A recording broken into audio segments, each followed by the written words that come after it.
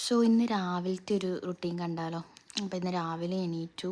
രാവിലെ എന്ന് പറയാൻ പറ്റില്ല, ഒരു 8:30 9 മണിയൊക്കെ ആയിട്ടോ ഞാൻ എണീറ്റപ്പോൾ.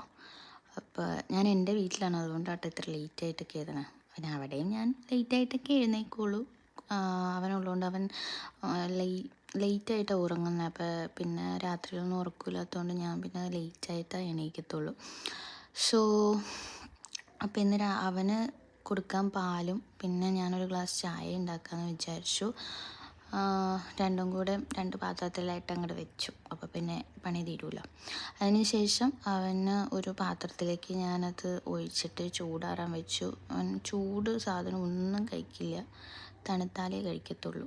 അപ്പോൾ ഞാൻ വിചാരിച്ചു അത് ഇങ്ങനത്തെ ഒരു പാത്രത്തിലാക്കിയിട്ട് ഫാനിൻ്റെ അടിയിൽ വെച്ച് കഴിഞ്ഞാൽ പെട്ടെന്ന് ചൂടാറി കിട്ടുമല്ലോ. അങ്ങനെ ചൂടാറ്റാൻ കൊണ്ടുപോയി വെച്ചിട്ട് അതെ എൻ്റെ ചായ ഞാൻ ഗ്ലാസ്സിലായിട്ട് എടുക്കുകയാണ്. അപ്പോൾ ഗ്ലാസ്സിലേക്ക് എടുത്തു. ഒരു ഗ്ലാസ് ഞാൻ രാവിലെ അപ്പം കഴിച്ചായിരുന്നു കേട്ടോ. അതിൻ്റെ വീഡിയോ ഞാൻ എടുക്കാൻ മറന്നുപോയി. അപ്പം ഗ്രീൻ പീസ് കറിയായിരുന്നു. അപ്പോൾ ചായ അന്നേരം ഉണ്ടായിരുന്നില്ല. അപ്പോൾ ചായ അത് കഴിഞ്ഞിട്ടാണ് ഞാനിപ്പോൾ ഉണ്ടാക്കിയത്. ഒരു ഗ്ലാസ് ചായ രാവിലെ കുടിച്ചില്ലെങ്കിൽ ഒരു സമാധാനമില്ല. അപ്പോൾ എൻ്റെ വീട്ടിൽ പശു ഉണ്ട് കേട്ടോ.